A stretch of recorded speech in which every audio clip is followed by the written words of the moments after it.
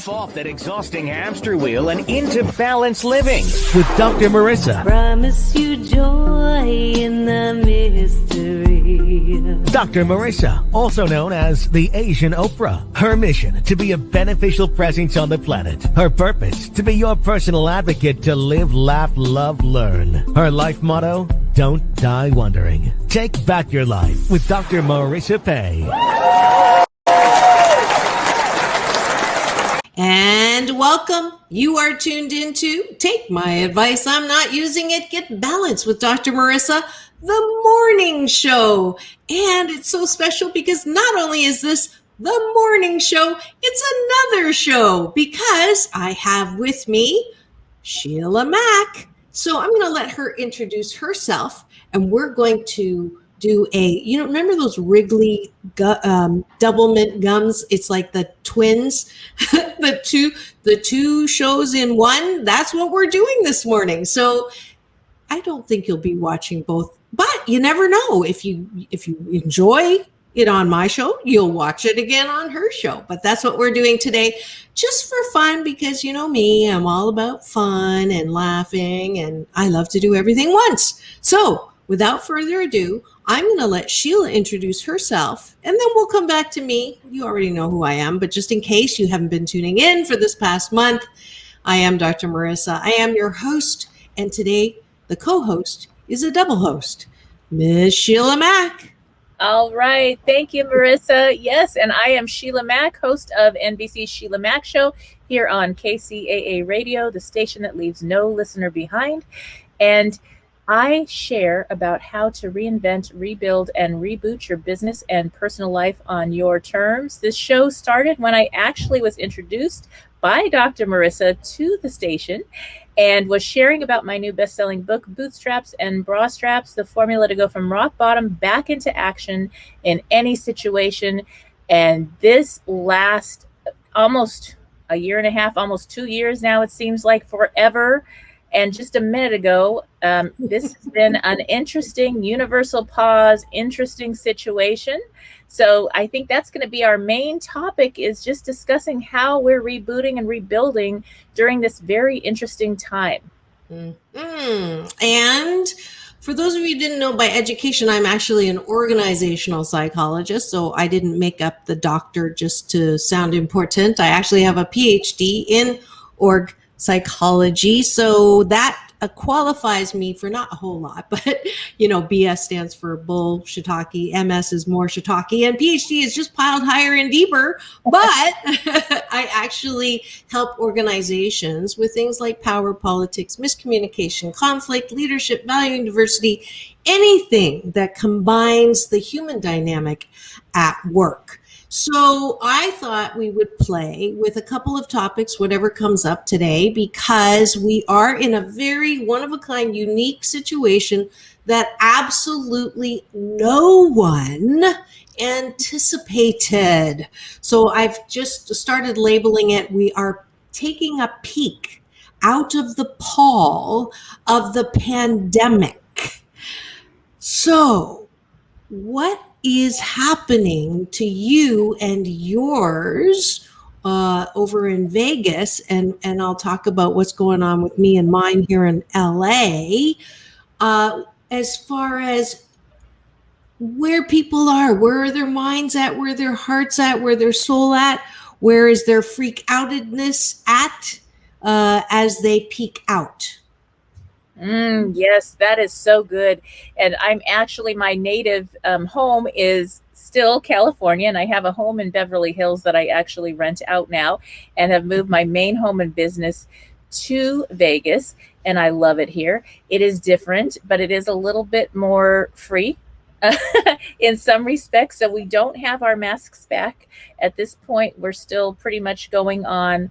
Did you get your vax? Did you not get your vax? All that. And whatever you believe, I think is probably true and best for you, because we have this inner guidance, this knowing about what is best for each of us. So that's it. And there's still some controversy, but we have people visiting from all over the planet. So it is different here. And nice, and it's very, very hot right now. Well, we have that in common. It's very, very hot over here as well. I've been running around on location, and yesterday I got to cover the youth march, which is great. People, really taking a stand against racism and wanting to make sure that the death of George Floyd has a place as a catalyst for continued change. We have two viruses. We still have the virus of COVID. Now we've got a Delta on top of the COVID. And then we have the virus of racism. Mm-hmm. So, I can feel it already. It's like, oh yeah, that. Oh no, that. Oh. And so, Dr. Marissa, you're supposed to have a show about hope and happiness. What are you doing? Well, as Sheila mentioned, the reality is there is a lot of divided, controversial about many, many things. And the ticket is, as she mentioned, how do we take care of ourselves without getting bent all out of shape around what other people are thinking and doing? And I agree to a point. I'm actually going to be the devil's advocate here, because there are some things that you just cannot allow other people to just follow their own heart in, because you've got Capitol Hill. Those are people who followed what their inner knowing was and went and marched there and killed. There was death and active racism and active, injustice and inequality. So this is it's been a challenge for me, because I'm supposed to, I'm on faculty at Agape. My big brother's Michael Bernard Beckwith, who is, synonymous with loving and humankind. And how do you manage your own displeasure over disagreements that you just can't really swallow easily? So how do you do it? Yes. Well, also a member of Agape and love it there. Yes. And that's our family. That is our family church, our home church, really. And I have been very involved in different ways over my life. I came out of foster care and ended up mentoring a whole bunch close to 200 children, went through my training programs. And then I adopted 3 children and had my own in a multicultural family itself. So we dealt with racism coming in different ways. And depending on my children and their diverse cultures, we had to face different things that maybe you would never expect. And so that's something that hasn't been new for me and has really been a challenge. One of the things I've always worked hard for is our educational system. I feel like we have a system that is broken. Yes. And it goes through so many different systems that need a reboot. And it's this time, this universal pause, to me, is the chance. And that's why there's anger, there's people voicing out, because we're ready for the reboot. We're ready for resetting this consciousness, this way of life. People are done, they're tired. And now we've all been sent to our rooms. We got sent on lockdowns. We got, everybody got a mask on to think about what are you going to say next. And yeah. I think there's something to that. Yeah. We have to find the gift and the way to connect and to be in community with each other, because in community, that's where we're going to find the freedom that we all were used to and long for, the even better freedom that we're supposed to have and have not ever had. Right. That's something that I think is going to take all of us, and really grassroots shows like this, your show, my show, getting out there and making a difference in every way we can, even at home. It doesn't matter who you are, it's who you're being and all that you're doing and how you show up, that energy. the way we show up wherever we go is going to affect the room. So have you ever walked into a room and and somebody has a bad energy or a negative energy? Let's just say they're having a bad day, or they're, you know, doing some negative things. You feel it before you even hear what's going on. You can feel that energy drop. And it's the same thing for when we bring the good energy, that light energy, that love energy back onto our planet, one place at a time. And that sounds like a delicious cocktail for moving forward into the pandemic. I'm getting the signal for the news break, so we're going to be right back. You are tuned into a double whammy today with the SheilaMac Show and Take My Advice, I'm Not Using It, Get Balanced with Dr. Marissa. We'll be right back here on KCAA, AM 1050, FM 102.3, FM 106.5. The station that leaves no listener behind. We'll be right back.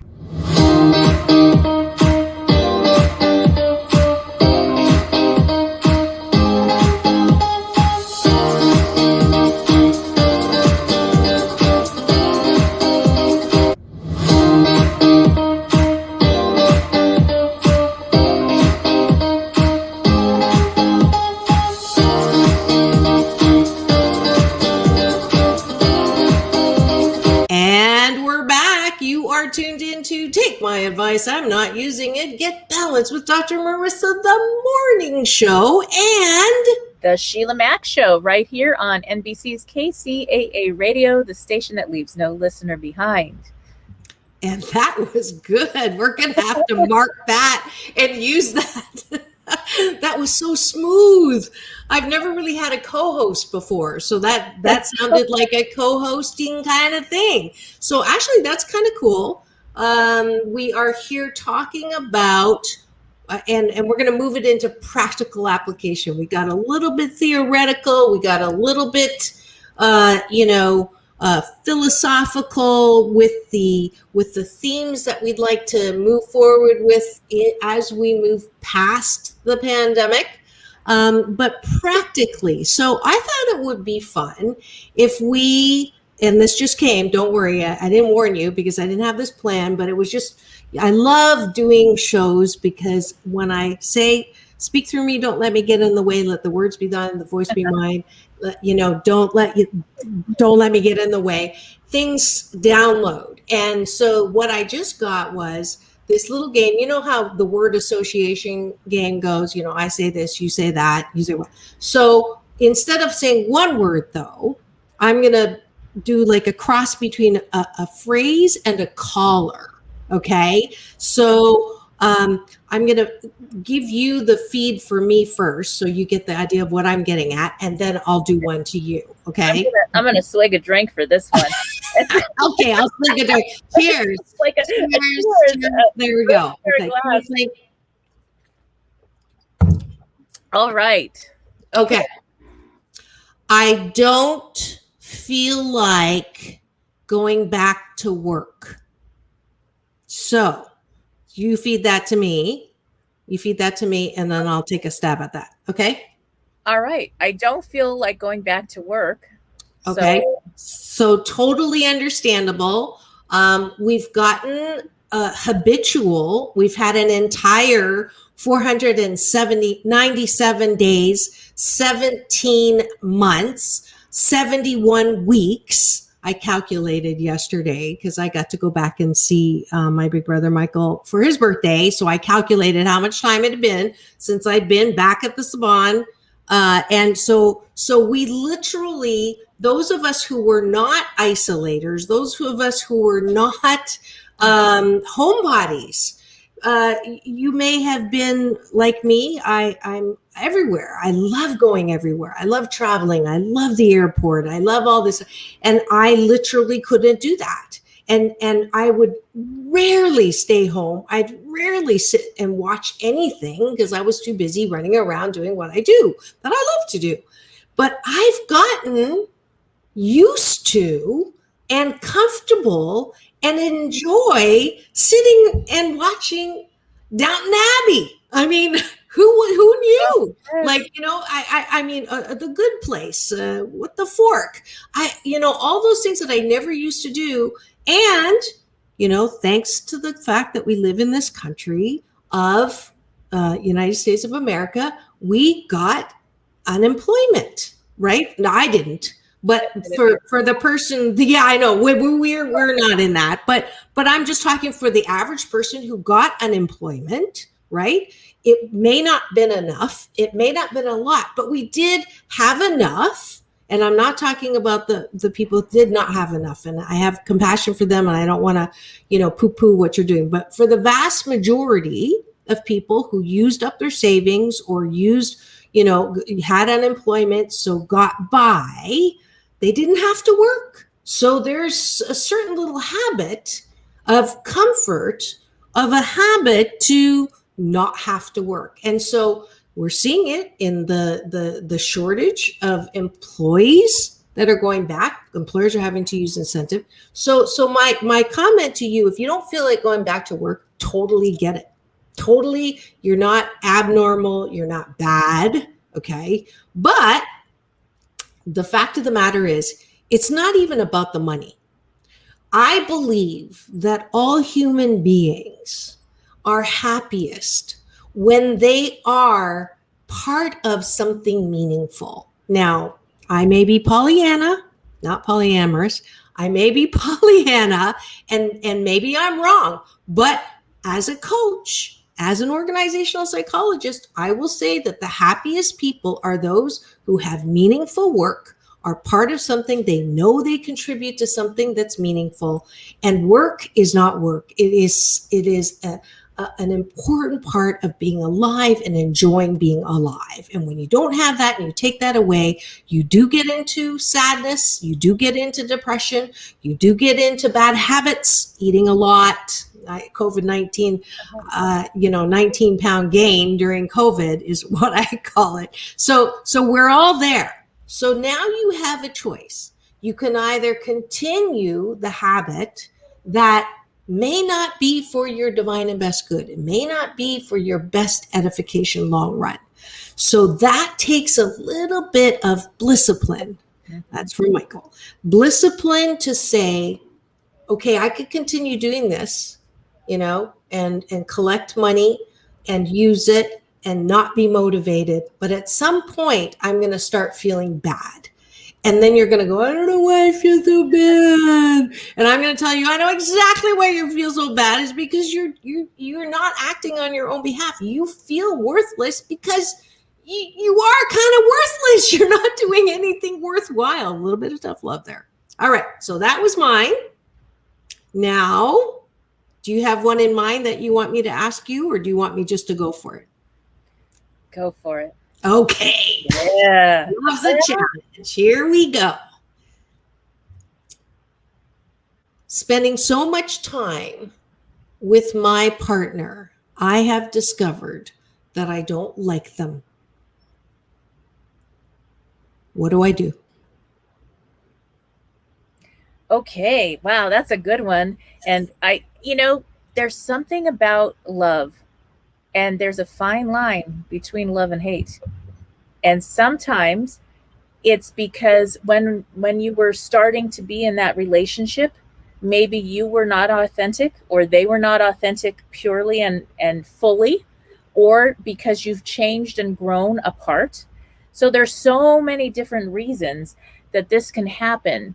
The most important thing to do, if you want to stay in the relationship, let's make it a happy one. Get consulting, get a coach, get a therapist, get some help, read some good books, listen to podcasts, work together to find out what's bothering you about each other, what you love about each other, what brought you together in the first point, and why you want to stay, or you can move on in a beautiful, conscious, loving way if that is the best thing for everyone involved. So that's my advice. And before you jump into the next relationship, have those conversations first. If you're going to move in together, it's not the same as dating. If you're going to get married, it's not the same as dating. Things are really different. You could be best friends and you may not be able to live in the same house with that person. It could be a sibling. and you might just not be able to coexist because you have different routines, patterns, and expectations.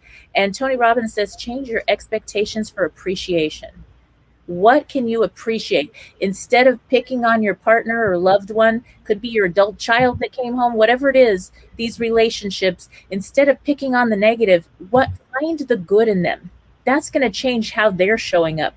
If you say, oh my gosh, thank you for this, I love you for that, and don't continue that sentence with, and these are the 10 things you didn't do. That's not going to work out. So if you just leave it at the good and find the good and then have those real important conversations, many times you can reinvent your relationship so that you're both coexisting in a beautiful place, or change that if you're living together or whatever. If you have to change it, do it in a beautiful, healthy way. Beautiful. I'm going to add my 8 cents worth.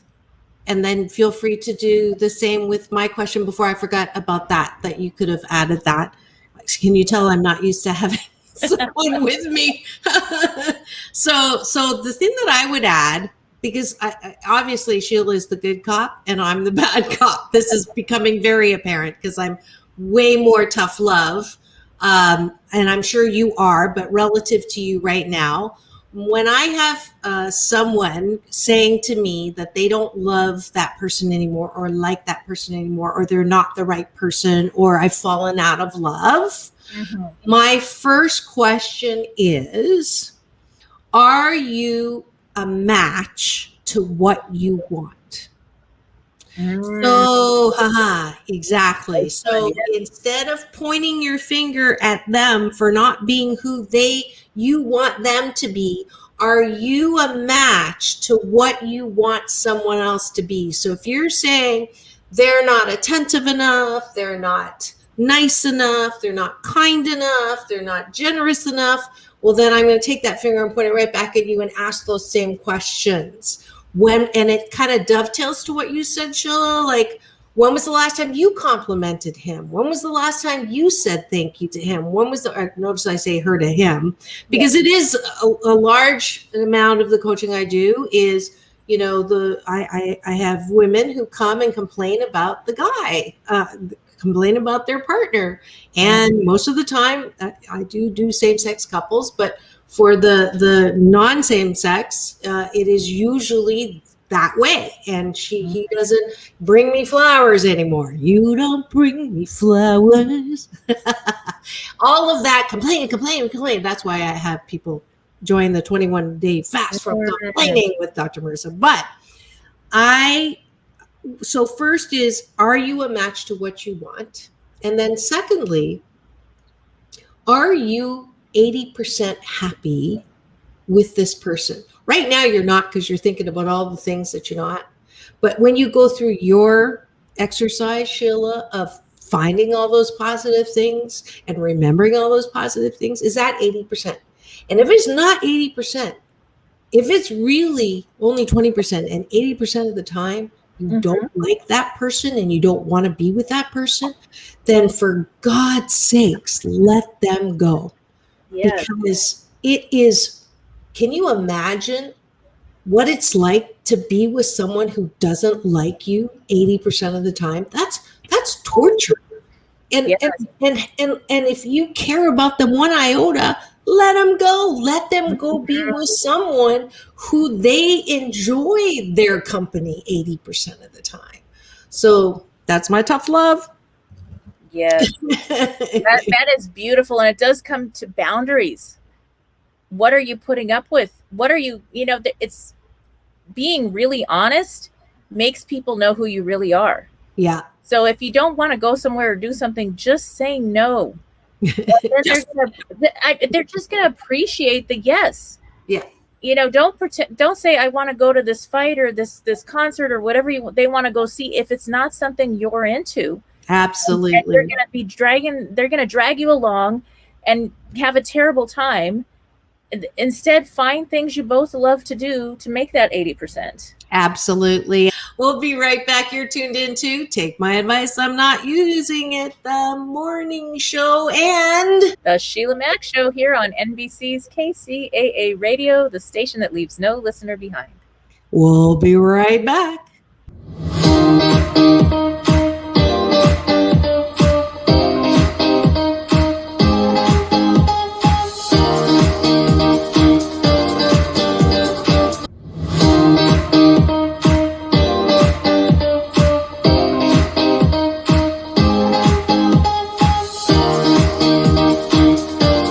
And we're back. You're tuned into Take My Advice, I'm Not Using It, Get Balanced with Dr. Marissa, the morning show, and The SheilaMac Show here on NBC's KCAA Radio. AM 1050, FM 102.3, FM 106.5, and streaming everywhere. KCAAradio.com, Spotify, Stitcher, iHeartRadio, iTunes, Audible, Tiki Live, you name it, we're there because we, and Mark actually was joking about this, between you, me, Stephanie Miller, and another myriad of women hosts. We're really, especially since we kicked out Dave Ramsey for his antiquated rules about being an employee. Huh? I said bye, Dave. Oh yeah, bye-bye. You heard about what happened, right? Yes, Mark was just on my show. Can you believe in 2021, if you have premarital sex, you cannot work for Dave Ramsey? That's a lot of people. I was gonna say there. I bet you there's millennials who are like, what's that word mean? Premarital? What's that? Premarital sex? What's that? Okay. So we were having a great convo. I think this was a fun exercise, actually. So it's your turn to try to stump me. We're talking about all the natural things that may be crossing your mind as we peek out of the pall of the pandemic. I got to trademark that. And you're having some reactions. So we're giving practical advice on how to deal with that. So we've talked about, before the break, we talked about what if Sheila addressed, what if you don't like the person that you spent all the pandemic with? My question was, what if you don't feel like going back to work? Go. What new chores or lifestyle habits have you had to add to your life due to the pandemic? For me, it's a lot of extra housekeeping and work that nobody wants to come out and do. I can't pay people to come help me. They don't, there's a lot of fear. And so I'm doing my full-time work and then my extra work all by myself. What do you do? So I have discovered the joy of the little things. And that's it's my hashtag COVID silver lining. It's thanks to not being able to do those things. So some of you may have seen my post on, just going through a car wash and just feeling how clean the car is. It's such a little thing, but I've learned how to just treasure the feeling of having a full tank of gas and the feeling of a clean dishwasher. I mean, before the pandemic, I made a lot of reservations, but now I make a lot. I've discovered the joy of cooking. I've discovered my great Aunt Golda's chicken pot stew recipe, my dad's ancient Chinese secret, not too much a secret anymore, spaghetti sauce, my grandma Anna's turkey burgers. And so the joy of actually cooking was not something that when I had kids, it'd be like, what's for dinner? I got to make dinner on top of all the things I got to do at work, blah, blah, blah, blah, blah. But to actually enjoy the cooking for myself, for one, and then the feeling of emptying the simple things, actually washing and emptying my dishwasher and having it completely. I mean, it's such a stupid little thing, but those are the things that I've discovered that I love that feeling. It doesn't have to be a giant accomplishment. It doesn't have to be, touring my 30 countries with my book. It can be as simple as, today I'm going to, go through my entire closet and shop in my closet. That was an activity that was actually fun. I mean, a lot of us cleaned out a year's worth of stuff. I don't know about you. I discovered like treasure trove. Oh, I forgot about that. Oh, I have that. And I made a shirt load of money on OfferUp selling stuff that I don't use anymore. And I calculated I saved $12,500 because I couldn't get a pedicure, I couldn't get a manicure, I couldn't get Chinese reflexology, I couldn't go out and eat, I didn't, gas, I didn't have to drive a lot, so I saved a lot of money, and that feels good. Yeah. So it's those little things, learning how. I'm still allergic to cleaning, though. That's definitely. I can't. That's like camping. I'm allergic to dirt. But yeah. So does that answer the question? I love that. That's beautiful, and that is so true. I have had to be resourceful and resilient in these areas of figuring out how to manage. There were times where I was doing 17-hour days, and then somebody had to clean the house and do the cooking, because you can't just order. We can't even order the Uber Eats and all that. Where I'm at, it doesn't happen. You don't get that here. And so everything had to be prepared and stored. And then I have family members that moved home doing the online dorm instead of going to the university. So I had this big family again. I have 6 kids that are all grown, but some of them came home.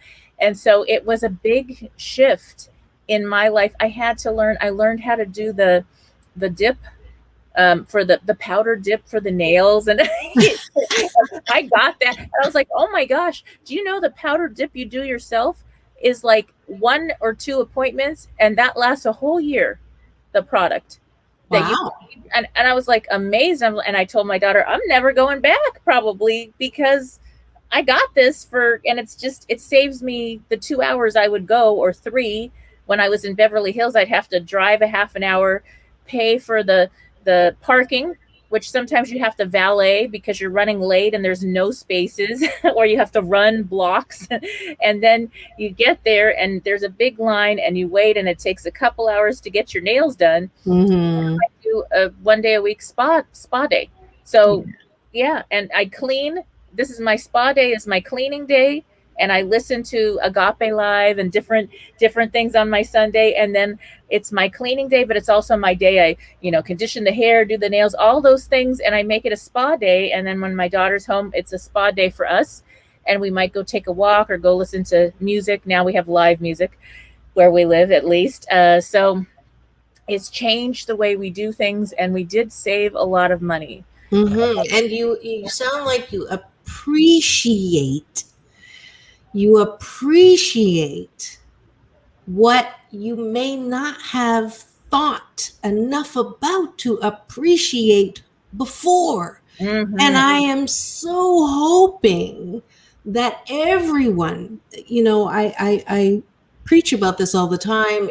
I think I told you about the short film, my first short film that came out, the new PPP, post-pandemic possibilities, that I actually had you one of the first viewers of, because I want us not to rush back to normal. Let's not, just forget of all the things that we learned, some of them more painful than others, but some of them definitely live in the silver lining of what you have discovered about yourself. I know that a lot of people have really sharpened up their relationship skills.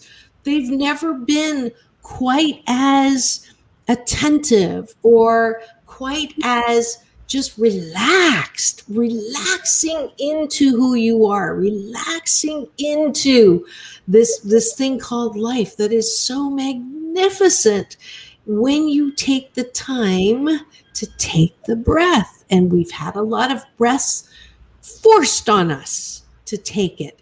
And I'm hoping that, at the end of all the binging of shows that may not need, it's pretty funny. Some of the shows that got like top billing, it's like, only in a pandemic. I don't think they would have done quite so well had it not been for the pandemic. But just, when you reach that point of when you're tired of watching something that is not meaningful, is if you turn the camera on you. Do you like yourself 88% of the time? Do you like who you are without all of the other stuff? Do you have hashtag unconditional happiness for yourself? Now, if you're a perfectionist, you're going to say no. If you're a control freak, you're going to say, yeah, I'll be happy when you do that, or when that gets done, or when this is finished. And I hope that you don't go out of this pandemic without the understanding that no matter what happens outside of you, there's a beautiful African American saying that says, when there is no enemy within, then no one outside can hurt you. Yes. Drop the mic. It's my favorite saying in the whole world because it is the crux of what life is. People talk all the time. I don't know what my purpose is in life. I don't know why I'm here. I don't know. Complain.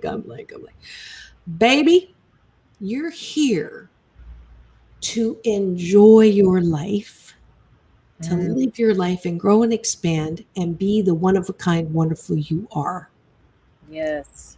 And I know that I'm going to get an amen from Sheila on that because we were both taught by the same teacher, Michael Bernard Beckwith, who knows who we are. That's why I call him my big brother. People don't know that. It's got nothing to do with the fact that we don't look like each other or the fact that he introduced me to Oprah as the Asian Oprah. It has everything to do with he saw me for who I really am, the one-of-a-kind, wonderful, imperfectly perfect, 88% fabulous person that I am before I could see that. And that's why he's my big brother. He's the one who got me to forgive where I could not forgive before. Forgiving a mom that beat me to the point where I was in a hospital, who told me I was fat, ugly, and clumsy, which made me one of the 7 out of 10 of us who've had childhood trauma, which makes it me one of the normal people who've had childhood trauma, who pick a husband who, furthers the feeling of unworthiness that you have. And be able to forgive both of them, not because you condone what they did to you, but because it's about me and loving myself enough not to live in that hatred, not to live in that resentment, not to live in that dis-ease with life. And that's why he's my big brother. He taught me how to do that.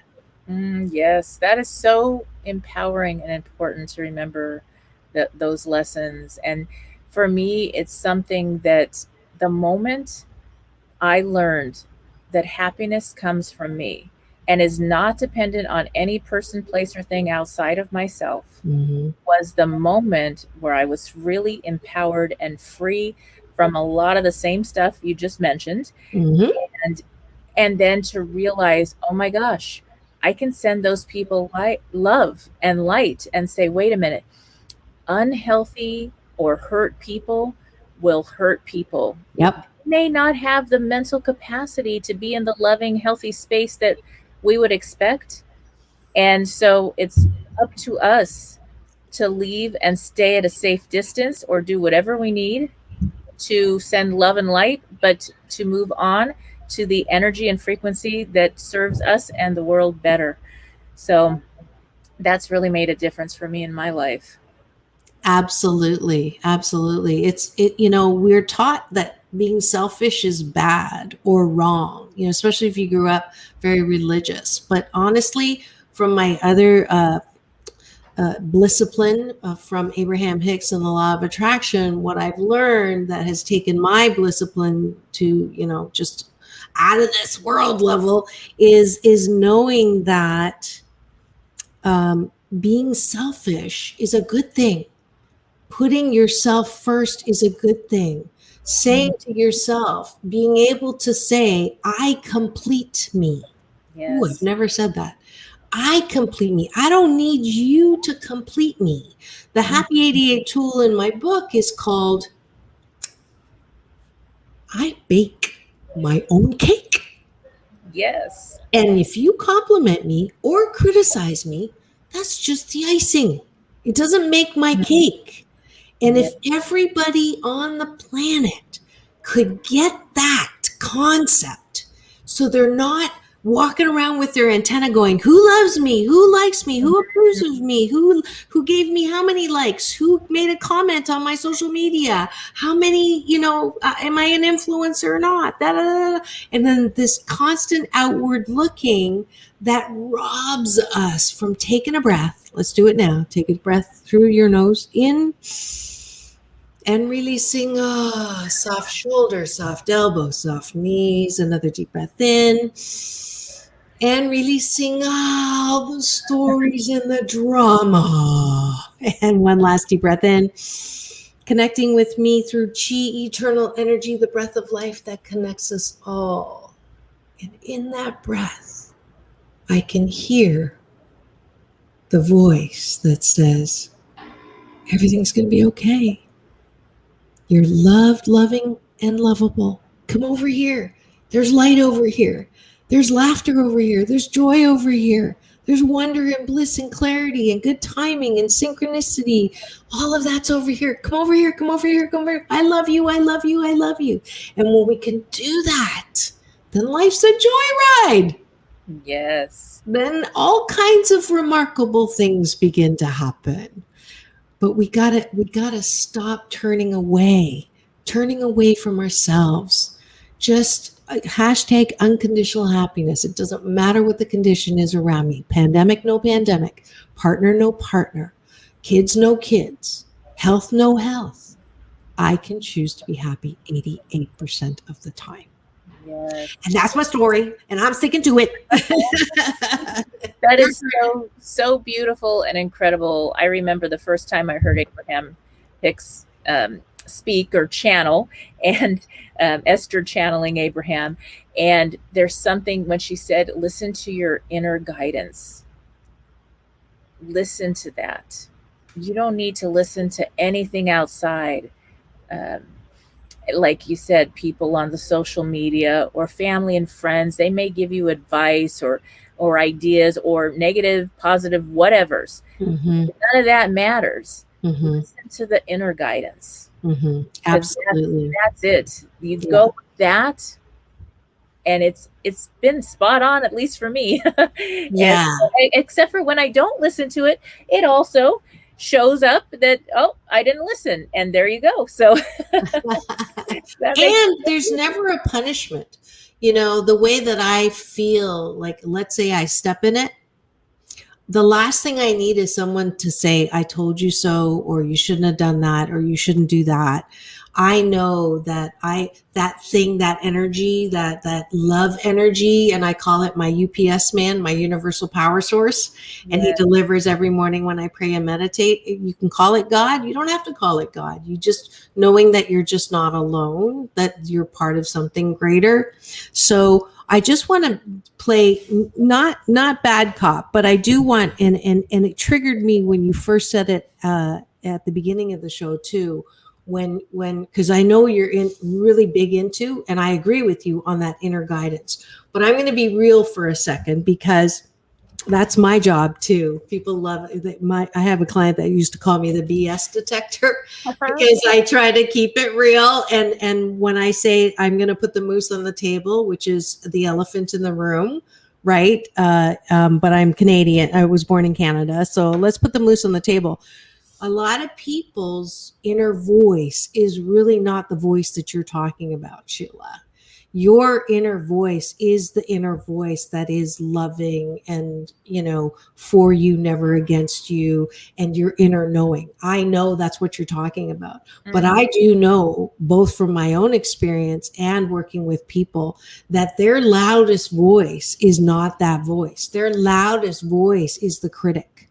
Their loudest voice is the one that says, you shouldn't have done this. You shouldn't have done that.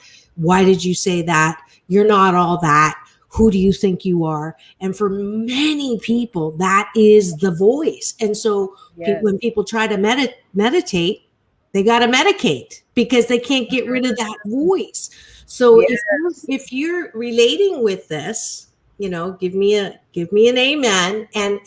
And the good news is that's not the voice that Sheila's talking about. Exactly. That's your inner critic. And I talk about in chapter 1, Out of Loneliness and Hope, in 8 Ways to Happiness, and you got to plug your book too, because I have to plug mine because I'm the author, right? We know it, and we wrote it because we want to help people.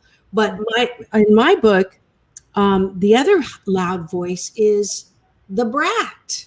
So maybe you don't have a strong critic. Maybe you have a strong brat, and the brat says, what do you mean I have to meditate? I hate meditating. I can't sit still. This is bull. What do you mean I have to apologize? I don't apologize. What do you mean I can't have that Krispy Kreme donut? You're not the boss of me. What do you mean I have to work out? All of those things. What do you mean I have to get a job?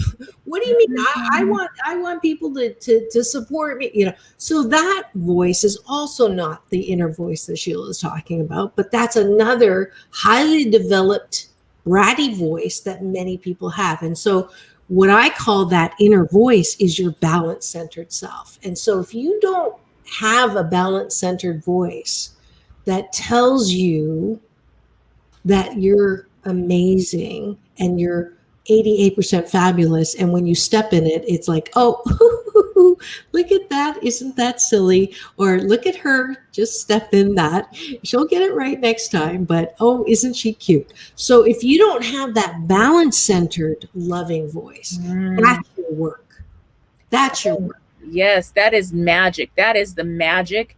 And it's something that, especially when you're coming through childhood trauma or abusive relationships, when you get back on track from that, pouring in the self-love and learning to have that positive voice, maybe for the first time or again after a long time of not having that, that's part of the healing process. A lot of the clients I work with, when we do that, we do mirror work. I have my clients spoil themselves, and they literally will send me pictures of what, fun things they've done for themselves that they haven't done in years, but they would do for anybody else. Right.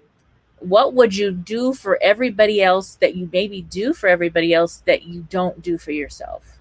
Yeah. That is something, when you're able to start doing that, you got to refill the vessel here yourself in order to be able to have it overflowing with love and light for everyone else. Because if you run on empty, there's not a lot to give. Nope. And this is where the burnout comes in. A lot of moms, especially, you give to your children, you give at school, you say yes to everything, helping out, raising the kids, and then you have to work too.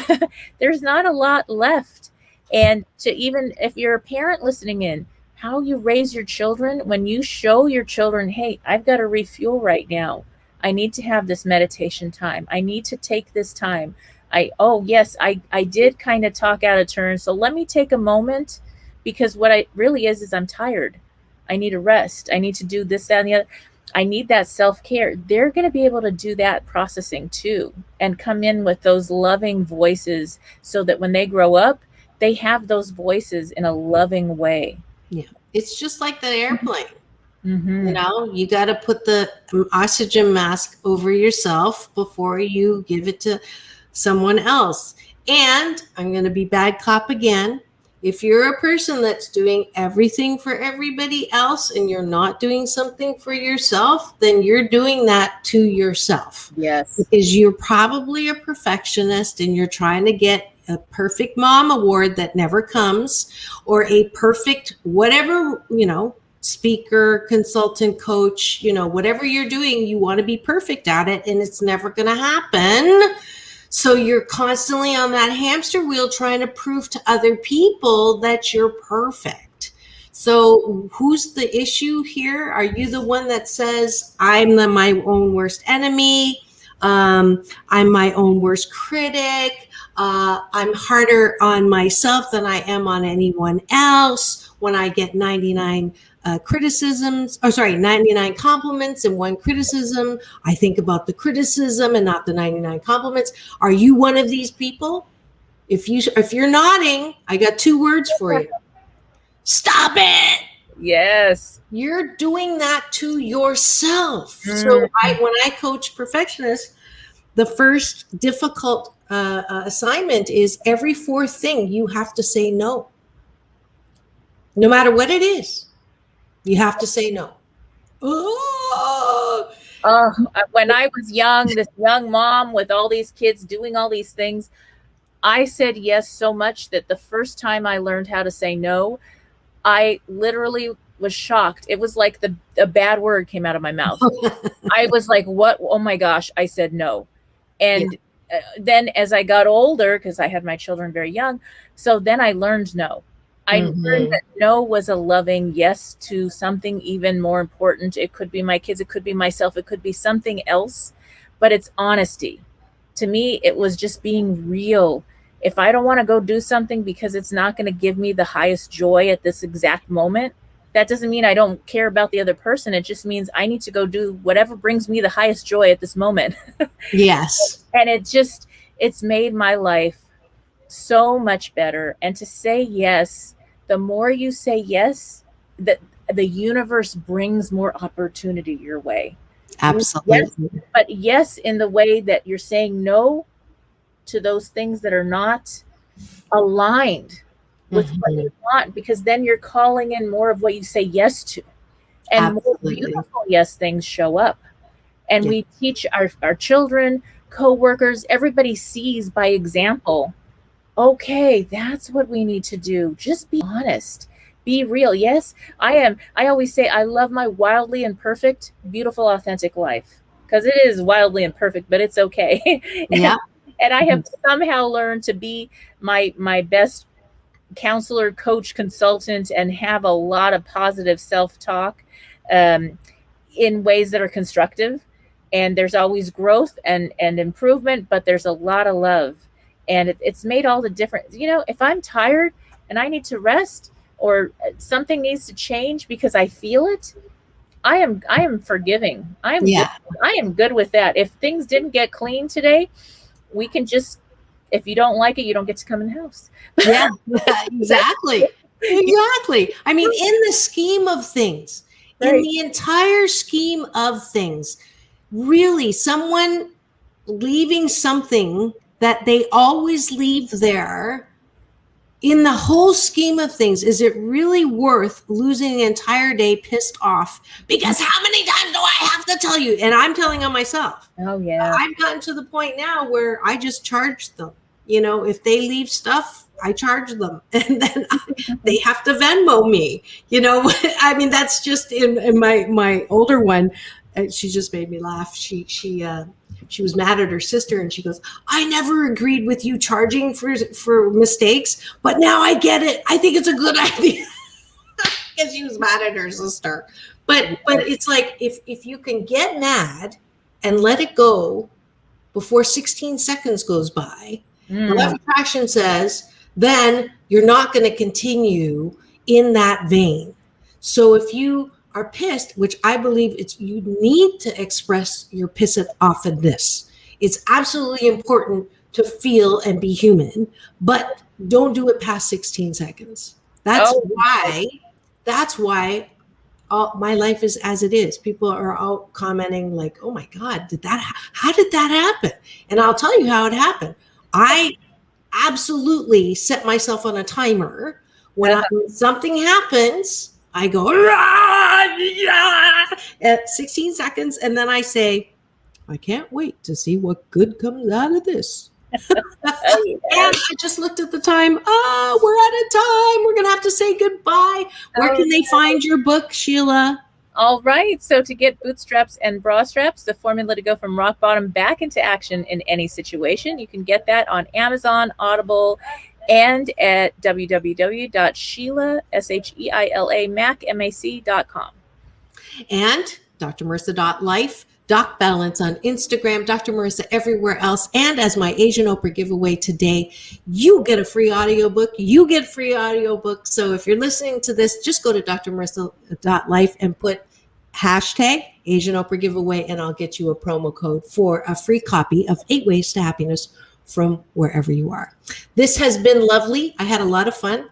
SheilaMac, Dr. Marissa, we are the dynamic duo for you today. Have the best day ever. And remember, it's all about balance. Peace in, peace out, world peace through inner peace. Dr. Marissa reporting live and reminding you to have the best day ever.